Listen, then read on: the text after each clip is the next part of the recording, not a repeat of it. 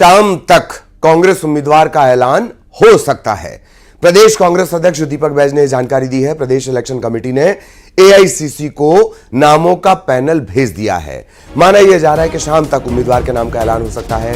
प्रदेश कांग्रेस अध्यक्ष दीपक बैज ने कहा है कि कांग्रेस दमदार तरीके से रायपुर दक्षिण का चुनाव लड़ेगी। सभी वरिष्ठ नेताओं को वार्डों की जिम्मेदारी दे दी गई है। पार्षदों, छाया पार्षदों की भी अहम जिम्मेदारी तय की गई है। उम्मीदवारों की दौड़ में आकाश शर्मा का नाम सबसे आगे बताया जा रहा है। प्रमोद दुबे भी नामांकन फॉर्म खरीद चुके हैं।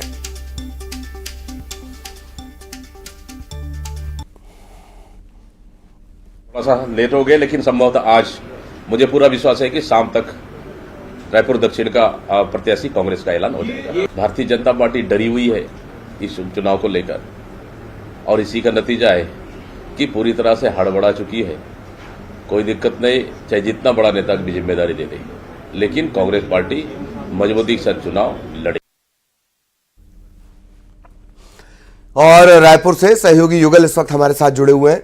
युगल, दीपक बैज मान रहे हैं कि हां देरी तो हो गई है, पर कांग्रेस पूरे दम से लड़ेगी। युगल, देखिए ललित, तत्परता से चुनाव लड़ने की बात लगातार कांग्रेस कर रही है। साथ ही साथ अब जो है त्वरित जो है घोषणा भी करनी होगी। दरअसल जितना विलंब होगा कांग्रेस के लिए उतनी जो खाई है वो बढ़ती जाएगी। जिस तरह से बीजेपी ने अपने जो दक्षिण विधानसभा में प्रचार प्रसार है वो शुरू कर दिया है। वैसे कल देर रात तक नाम की घोषणा होने की उम्मीद थी, लेकिन एआईसीसी की जो बैठकें थी महत्वपूर्ण वो नहीं हो सकी। तो उम्मीद यही है, कयास यही लगाया जा रहा है कि आज किसी तरह के दक्षिण विधानसभा क्षेत्र में कांग्रेस अपना उम्मीदवार है उसके नामों का ऐलान कर देगी। अगर जितना विलंब होगा तो नुकसान कांग्रेस को ही होगा। और जिस तरह से दमदार उम्मीदवार की उम्मीद कांग्रेस है वो कर रही है, और आम लोग भी यही उम्मीद कर रहे हैं कि एक ऐसा कैंडिडेट हो कांग्रेस का जो दमदार हो।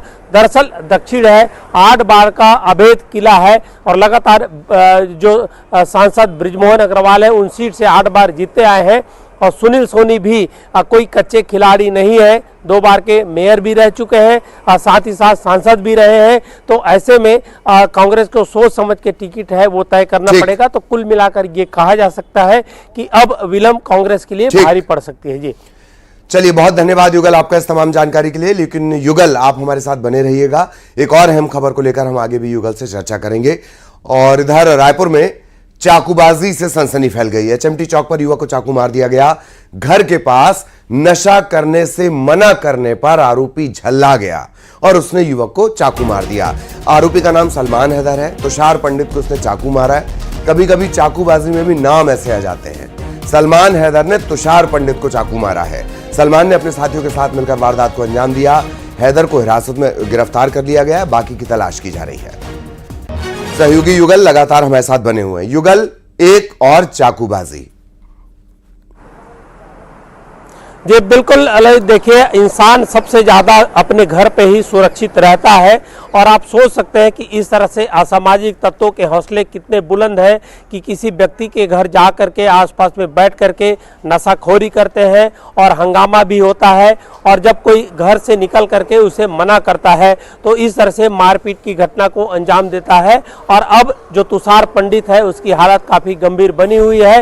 हालांकि सलमान हैदर सहित अन्य लोगों को पुलिस ने डिटेन किया है और अभी पूछताछ कर रही है। लेकिन सबसे बड़ी बात यही है कि आजाद चौक थाना क्षेत्र में जो इस तरह से पुलिस का जो रौब है, दबदबा है, क्या नहीं है, और इस तरह से खुलेआम चाकूबाजी की घटना है फिलहाल आजाद चौक पे हुई है। तो इससे साफ जाहिर है कि वहां पर पुलिसिंग बेहतर तरीके से नहीं हो रही है। और जिस तरह से आजाद चौक में अभी तक आरोपियों को कार्रवाई हो जानी चाहिए थी, और इससे पहले भी शिकायत आई है। जो आसपास के लोग हैं वो लगातार बता रहे थे कि इसकी शिकायत की गई थी, लेकिन पुलिस है इस पर ध्यान नहीं दी, और यही वजह है कि एक बड़ी घटना है वो सामने आई है।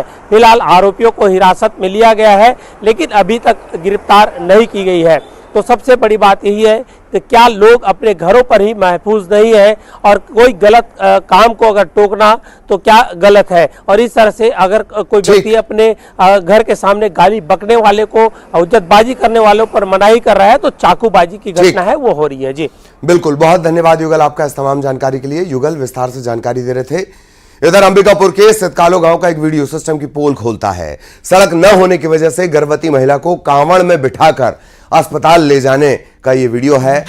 सोशल मीडिया पर यह वायरल हुआ है। विशेष आरक्षित जनजाति की महिला को कांवड़ पर बिठाकर केदमा अस्पताल ले जाया गया। उदयपुर विकासखंड के सितकालो गांव का खमखुट मोहल्ला है और वहां का ये वीडियो बताया जा रहा है।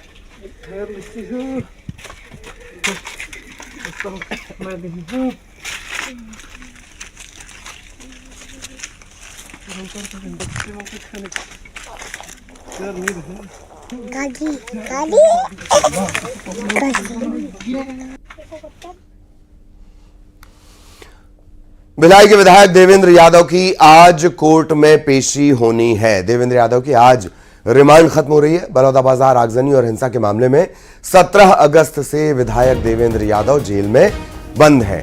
आज विधायक देवेंद्र यादव की वीडियो कॉन्फ्रेंसिंग के जरिए पेशी हो सकती है।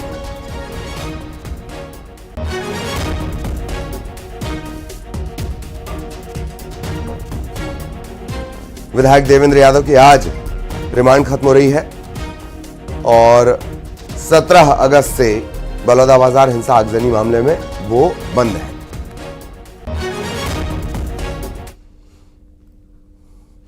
दुर्ग के लाल शहीद उमेश साहू का पार्थिव शरीर उनके घर पहुंचा। शहीद को श्रद्धांजलि देने के लिए ग्रामीणों की भीड़ उमड़ पड़ी। जैसे ही गांव में शहीद का पार्थिव शरीर पहुंचा, जगह जगह लोगों ने श्रद्धांजलि अर्पित की। शहीद जवान का राजकीय सम्मान के साथ अंतिम संस्कार करने की तैयारी कर ली गई है। उमेश साहू की ड्यूटी लेह लद्दाख में लगी थी। जिस जगह पर उमेश की ड्यूटी लगी थी वो काफी ऊंचाई वाला है। ऊंचाई के दौरान ऑक्सीजन की कमी के चलते उनकी तबीयत बिगड़ी और बाद में उन्होंने दम तोड़ दिया। करवा चौथ के दिन पत्नी और परिवार के लोगों को शहीद होने की खबर मिली।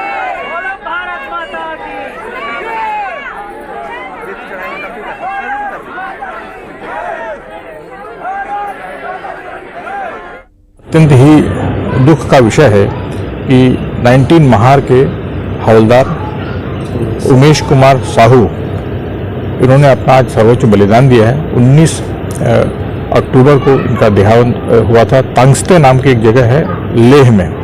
अपने कर्तव्य का पालन करते हुए उन्होंने अपना सर्वोच्च बलिदान दिया। इन सब क्षेत्रों में सबसे बड़ा दुश्मन होता है वेदर कंडीशन, परिस्थितियाँ, वहाँ की ऊंचाई, वहाँ का तापमान, और उन्हीं परिस्थितियों को का सामना करते हुए उनकी तबीयत बिगड़ी और उसी में उनका देहांत हुआ है। रायपुर में परसा कोल ब्लॉक प्रभावितों ने जोरदार प्रदर्शन किया। इन लोगों ने अनुसूचित जाति आयोग कार्यालय का घेराव किया और आयोग की रिपोर्ट को सार्वजनिक करने की मांग की। मौके पर बड़ी संख्या में पुलिस बल भी तैनात किया गया था।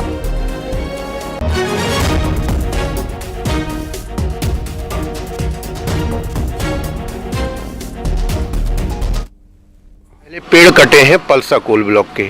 पलसा कोल ब्लॉक जहां स्थित है वो संविधान की 5वीं अनुसूची के इलाके में है, जहां ग्राम सभा की सहमति अनिवार्य है। जब कोल ब्लॉक का आवंटन हुआ था तब से लेकर वहां की ग्राम सभाओं ने विरोध किया है। कोल ब्लॉक के पेड़ों कटाई के विरोध में आप देख सकते हैं बहुत सारे अनुसूचित जनजाति क्षेत्र के जो लोग हैं वो यहाँ पर मौजूद हैं और यहाँ पर वो लगातार आयोग से रिपोर्ट जो सार्वजनिक करने की मांग कर रहे हैं और ये लगातार विरोध दर्ज करा रहे हैं कि किसी तरह की जो पेड़ की कटाई हुई है और जिस तरह से फर्जी ग्राम सभा करने के जो आरोप लगे हैं उसकी रिपोर्ट है वो सार्वजनिक होनी चाहिए। लेकिन लगातार यहाँ पर आते हैं अनुसूचित जाति जनजाति आयोग में, लेकिन उनके बातें नहीं सुनी गई है और आज एक बार फिर से अनुसूचित जाति जनजाति आयोग के कार्यालय का घेराव किया गया है। और अब बिलासपुर से बड़ी खबर। जिला अस्पताल और मातृ शिशु अस्पताल के 47 डॉक्टर्स को नोटिस जारी किया गया है। 3 महीने से सुबह देरी से आने और शाम को अनुपस्थित रहने पर सिविल सर्जन ने इन डॉक्टर्स से पूछा है। 24 घंटे में संतोषजनक जवाब नहीं मिलने पर एक्शन लेने की चेतावनी भी दी गई है। बलौदाबाजार में खाद्य विभाग ने होटल और ढाबों पर बड़ा एक्शन लिया है। खाद्य विभाग ने 13 दुकानों में जांच की। विभाग ने ढाबों से करीब 72 सैंपल लिए। जांच के लिए इन्हें भेजा गया। 3 संचालकों को नोटिस जारी किया गया है। लवन नगर पंचायत इलाके में यह कार्रवाई की गई।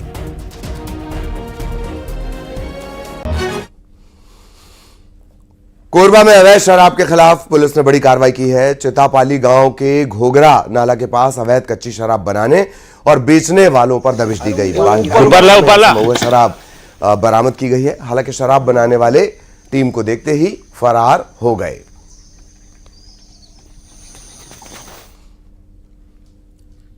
दुर्ग में सरकारी नौकरी लगाने के नाम पर लाखों की ठगी का मामला सामने आया था और अब 2 आरोपियों को इस मामले में गिरफ्तार किया गया है। नौकरी लगाने का झांसा देकर आरोपियों ने 10 लाख की धोखाधड़ी की। पीडब्ल्यूडी में नौकरी लगाने का झांसा दिया करते थे, लाखों की ठगी की। आरोपियों ने जो पीड़ित है उसे फर्जी नियुक्ति पत्र भी दे दिया।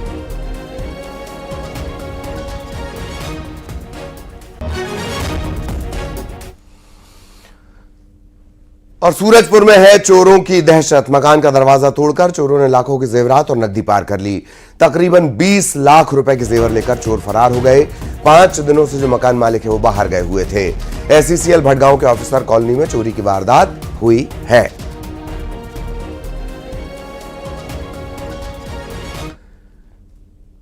दुर्ग में हत्या के फरार आरोपी को पुलिस ने गिरफ्तार कर लिया है। देव बलौदा चरौदा से आरोपी को गिरफ्तार किया गया। 4 महीने से पुलिस इसकी तलाश कर रही थी। शराब पीने के दौरान विवाद हुआ था और फिर इसने अपने साथियों के साथ मिलकर मर्डर किया था।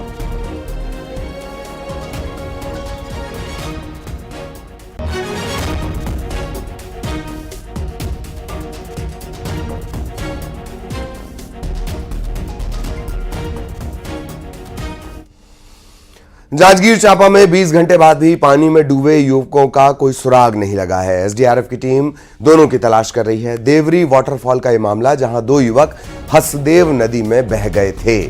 नहाने के लिए गए हुए थे और उसी दौरान ये पानी में बह गए। दोनों पिकनिक मनाने के लिए गए थे। कापन के ये लोग रहने वाले हैं।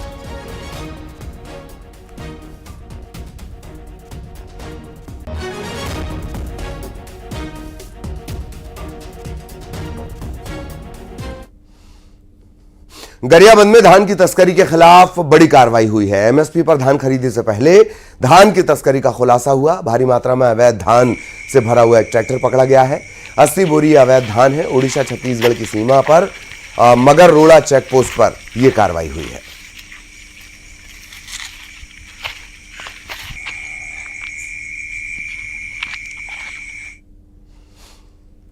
खबर पेंड्रा से, जहां मरवाही वन मंडल में अवैध कब्जे के मामले लगातार बढ़ रहे हैं। जंगलों के बीच लोग लगातार पेड़ काट रहे हैं, जमीन पर कब्जा कर रहे हैं। ग्रामीणों का आरोप है कि वन विभाग की मिलीभगत से यह हो रहा है। मरवाही के सेमर दर्री के जंगल में प्लॉट काटे जा रहे हैं। वन्य जीव अब आबादी वाले इलाकों में पहुंच रहे हैं।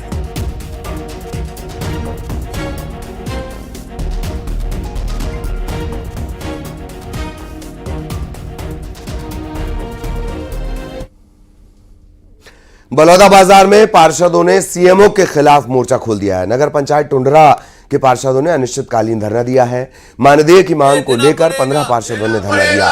पिछले 1 साल से मानदेय नहीं मिलने पर पार्षदों ने प्रदर्शन किया है। 15 दिन पहले भी इसी तरह का प्रदर्शन किया गया था और तब एसडीएम साहब ने कहा था कि मानदेय दिलवा देंगे, वो नहीं मिला है। हमारी मांगे पूरा करो, पूरा करो, पूरा करो। 1 साल का मानदेय देना पड़ेगा, देना पड़ेगा, देना पड़ेगा। 1 साल का। बालोद में टायर फटने से ट्रक में आग लग गई और देखते ही देखते पूरा ट्रक जलकर खाक हो गया। ड्राइवर और हेल्पर ने इस ट्रक से कूदकर अपनी जान बचाई। बालोद के मेटा बोदेली माइंस से रायपुर की तरफ यह ट्रक जा रहा था और तभी इसमें आग लग गई।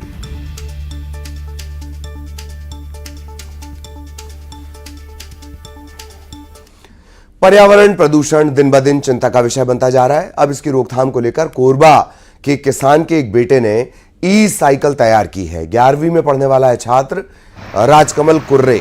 इसने ई साइकिल बनाई है। खासियत है कि 1 घंटे चार्जिंग करने पर यह तकरीबन 30 से 40 किलोमीटर का सफर इसके जरिए तय किया जा सकता है। 160 किलो तक का ये वजन उठा सकती है। राजकमल बताते हैं कि उनके ई साइकिलिंग के पीछे मंशा यह है कि पर्यावरण में बढ़ते प्रदूषण को कम किया जा सके।